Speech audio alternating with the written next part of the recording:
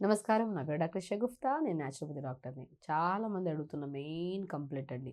And even though ఈ మధ్య కాలంలో పిల్లల్లో గానీ, పెద్దవాళ్ళలో గానీ అధికంగా కనపడుతున్న కంప్లెయింట్ గట్ హెల్త్. సో, చాలామందికి మోషన్ సరిగ్గా రావట్లేదని, వస్తే రెగ్యులర్‌గా కంటిన్యూగా అవుతున్నాయని, ఐబీఎస్ ఇష్యూస్ అని, అంటే అన్నీ గట్‌కి సంబంధించినవి చూడండి. సో, కొంతమంది వీక్లీ వన్స్ ఎళ్ళేవాళ్ళున్నారు మోషన్. లేదంటే 3 డేస్‌కి ఒకసారి వెళ్ళేవాళ్ళున్నారు. ఆల్టర్‌నేట్ డేస్ ఎళ్ళేవాళ్ళున్నారు.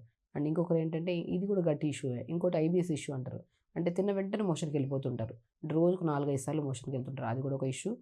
అండ్ ఇంకోటేంటంటే మోషన్‌కెళ్ళినప్పుడు బ్లడ్ పడుతుంటది. లైక్ ఏంటంటే విపరీతమైన పెయిన్ వస్తదనమాట. అది పైల్స్ అంటారు. ఫిస్టులా అని ఇక రకరకాల ఇష్యూస్ అవన్నీ గట్‌కి సంబంధించినవే. ఎందుకు అంటే పేగుల నుంచి నీట్‌గా మల బయటకొచ్చే ప్రొసీజర్‌లో ఇన్ని కాంప్లికేటెడ్ డిసీజెస్ ఎందుకొస్తున్నాయని జెప్పి దాని గురించి క్లుప్తంగా తెలుసుకుందాం. సో, గట్ అనేది ఎక్కడి నుంచి స్టార్ట్ అవుతది? నోటి నుంచి స్టార్ట్ అవుతది. ఇక్కడ ఇది శుభ్రంగా ఉండాలి. టీత్ శుభ్రంగా ఉండాలి. నాలుక శుభ్రంగా ఉండాలి. మౌత్ అంతా శుభ్రంగా ఉండాలి.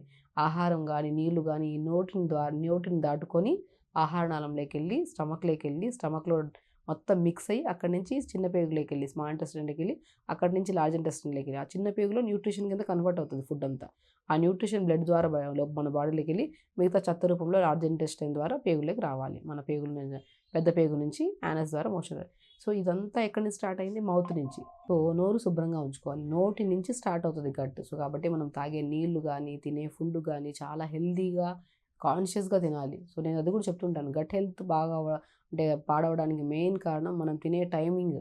మార్నింగ్ టైంకి తినాలి బ్రేక్‌ఫాస్ట్. అది కూడా మనకెంత రాగి పిండి గానీ, జొన్న పిండి గానీ, సజ్జ పిండి గానీ కలుపుకొని సొరకాయని బాగా తురిమేసి, కొద్దిగా మునగాకేసి బాగా కలిపేసి దాంతో దోసలేసుకోండి. సో, మనము ఇడ్లీ, దోస, వైట్ ఇడ్లీలు, ఆ రవ్వ ఇడ్లీలు, తెల్లటి రైస్‌తో కలిపిన దోసలు అవి కాకుండా, సో, న్యూట్రిషన్ పరంగా పర్ఫెక్ట్‌గా ఉంటే గట్ ఎప్పుడు గుడ్ బ్యాక్టీరియాతో హెల్తీగా ఉంటది.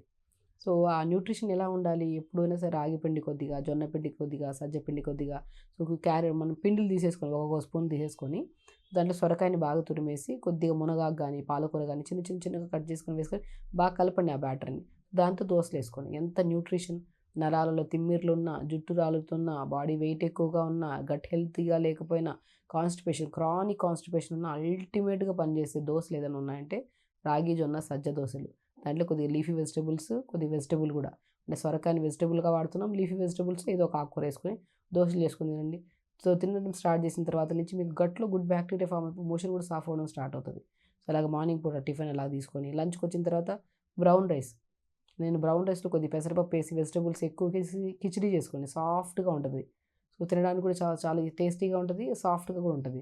ఇందులో మోర్ ఫైబర్ చూడు మనకి రైస్ ఉందా, వెజిటబుల్స్ ఉన్నాయి, ఆకుకూరలు ఏదో ఒకటి మిక్స్ చేసుకొని తిన్నామనుకోండి. ఇప్పుడు క్వాంటిటీ ఆఫ్ ప్రోటీన్ గానీ, కార్బ్స్ గానీ తీసుకుంటుంటే దానికి డబుల్ క్వాంటిటీ ఫైబర్ ఉండాలి. ఈ 2 కాంబినేషన్‌లో మన పొట్టలోకేస్తే ఈజీగా మిక్స్ అయ్యి న్యూట్రిషన్ కింద కన్వర్ట్ అయ్యి రిమైనింగ్ అంతా చెత్త రూపంలో ఈజీగా మోషన్ నుంచి బయటకొస్తది. మనం తినేది హై కార్బ్స్ తింటున్నాం. అంటే రైస్ ఎక్కువ తినేస్తున్నాం. కర్రీలు తక్కువ తింటున్నాం. అప్పుడేమవుతది ఇంబాలెన్స్ అవుతది కదా! ఆ ఇంబాలెన్స్ అయినప్పుడు ఏమవుతది గట్‌లో రాయలలాగా పెరిగిపోతది మోషన్ టైట్‌గా ఉండే వాళ్ళకి. ఇక పెరిగిపోయి మోషన్ కూడా అవ్వదు సరిగ్గా. సో, రైస్ క్వాంటిటీకి డబుల్ క్వాంటిటీ కర్రీస్ తీసుకోండి. ఇప్పుడు ప్రోటీన్ అంటుంటారు. బొబ్బర్లు తీసుకోండి, శనగలు తీసుకోండి, పప్పు తీసుకోండి. ఏది తీసుకుంటున్నా ఎక్కువ ఆకుకూరేసి పప్పు చేయండి. ఇప్పుడు మనం పప్పు టీ కప్ అంత పప్పు తీసుకున్నామంటే 2 కట్టలంత ఆకుకూరేసి పప్పు చేయండి. అప్పుడేమవుతది ప్రోటీన్, ఫైబర్ 2 కలుస్తున్నాయి కదా! మోర్ న్యూట్రిషన్, విటమిన్స్ కూడా వస్తాయి ఆకుకూరల్లో. అవి తినడం వల్ల మనకేమవుతది గట్ హెల్తీగా ఉంటది. గట్‌ని హెల్తీగా ఉంచడం చాలా ఈజియెస్ట్ ప్రొసీజర్ అండి. తినే ఆహారాన్ని అండ్ వండే విధానాన్ని మార్చుకోవడం అంతే. మంచిగా డిన్నర్‌కొచ్చాక ఎర్లీ డిన్నర్ బార్లీ పిండి ఉంటదా? బార్లీ పిండిని జావలాగా చేసుకోండి. బార్లీ పిండిలో ఒక గ్లాస్ నీళ్లలో 2 స్పూన్లు బార్లీ పౌడర్ ఏసి ఉడకబెట్టండి మంచిగా. దాంట్లో కొద్దిగా నువ్వులు గానీ, ఫ్లాక్స్ సీడ్స్ గానీ, కొన్ని పంకిన్ సీడ్స్ గానీ ఏసుకొని మంచిగా కలుపుకొని జావ తీసుకోండి డిన్నర్‌లో.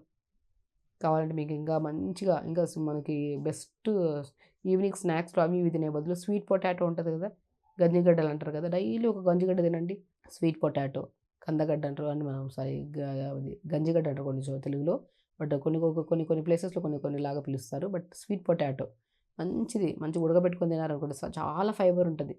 వద్దన్న మోషన్ మార్నింగ్ అయిపోతది మనకి. స్వీట్ కార్న్ గానీ, స్వీట్ పొటాటో గానీ ఇవన్నీ ఫుడ్ ద్వారా మంచి ఫైబర్ ఇవ్వాలండి. బాడీకి ఎంత మంచి ఆహారం ఇస్తామో, అది ఎంత న్యూట్రిషన్ కింద కన్వర్ట్ అయ్యి మంచి బ్లడ్‌గా కలిసి ఎనర్జీ కింద కన్వర్ట్ అయ్యి రిమైనింగ్ అంతా నీట్‌గా సాఫ్ట్‌గా వచ్చేస్తది. తినే ఫుడ్‌లో మంచిగా హెవీనెస్ ఉండి, ఫైబర్ గాని, న్యూట్రిషన్, విటమిన్స్ లేకపోతే ఈ 2 కంబైన్డ్ అవ్వవు. కంబైన్డ్ కాకపోవడం వల్ల మనం మిక్స్ అవ్వక ఏం చేస్తాం? ఇప్పుడు ఎగ్జాక్ట్‌లీ షింక్ తీసుకోండి. ఈ షింక్‌లో మనం చెత్తంతా ఏసామనుకోండి, షింక్ నుంచి బయటికి వాటర్ రావు మనకి. సో, అది కొద్దిగా డైల్యూట్ చేసేసుకొని మనము దాన్ని సాఫ్ట్‌గా, స్మూత్‌గా చేసుకొని ఏసామనుకోండి ఈజీగా వచ్చేస్తాయి. ఫుడ్‌తో పాటు నీళ్ళు కూడా నీట్‌గా బయటకొచ్చేస్తాయి. ఇంకా క్లీన్‌గా ఉంటది. అట్లాంటిదే మన స్టమక్ గూడా. మంచి గట్టి పదార్థాన్ని నమలకుండా తినడం కూడా పెద్ద తప్పు. నమలాలి. ఆహారాన్ని బాగా నమిలి, నమిలి ఆస్వాదిస్తూ తినాలి.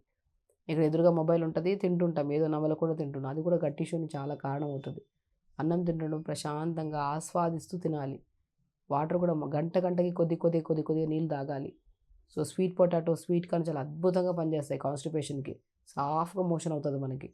రెగ్యులర్‌గా ఫుడ్‌లో యాడ్ చేసుకోవాలి. స్నాక్స్ అని, బయట చిప్సు, కూల్ డ్రింక్‌లు అవి ఇవి ఆఫ్‌కోర్స్ అందరికీ చాలా మంచి అవగాహన ఉంది. అలాంటి తప్పు చేయట్లేదు. బట్ తినే ఆహారాన్ని మనం క్రమంగా మంచిగా న్యూట్రిషియస్‌గా వండుకోవాలి. దాంతో పాటు మనం రెగ్యులర్‌గా నేను యోగా చేయమంటూ ఉంటాను. యోగా పొద్దున్నే పరిగడుపున చేయడం స్టార్ట్ చేస్తే అండి త్రూఅవుట్ ద డే యాక్టివ్‌గా ఉంటాం మనం. పొద్దున్న లేచిన నుండి మల విసర్జన జరగాలి. దాని తర్వాత ఇమ్మీడియేట్‌గా యోగా చేయాలి. దాని తర్వాత జీలకర్ర గాని, పుదీనా గాని లైట్‌గా మరిగించుకొని ఫిల్టర్ చేసుకొని తాగడం గాని, దాని తర్వాత ఇప్పుడు నేను చెప్పిన ప్యాటర్న్‌ని ఫాలో అవ్వడం. గట్ 100% హెల్తీగా ఉంటది. గుడ్ బాక్టీరియా ఫార్మ్ అవుతది. అండ్ మోర్ ఓవర్ మీకు ఎలాంటి ఇష్యూస్ రావు. సో, కాబట్టి గట్ హెల్తీగా ఉండడం వెరీ సింపుల్ టెక్నిక్స్. ఇవి చేసుకోండి. గట్‌ని హెల్తీగా ఉంచుకోండి. నరాలు హెల్తీగా ఉంటాయి. స్కిన్ హెల్తీగా ఉంటది. హెయిర్ కూడా హెల్తీగా ఉంటది. సో, ఖచ్చితంగా చేయండి. హెల్తీగా ఉండండి. హ్యాపీగా ఉండండి. నమస్కారం.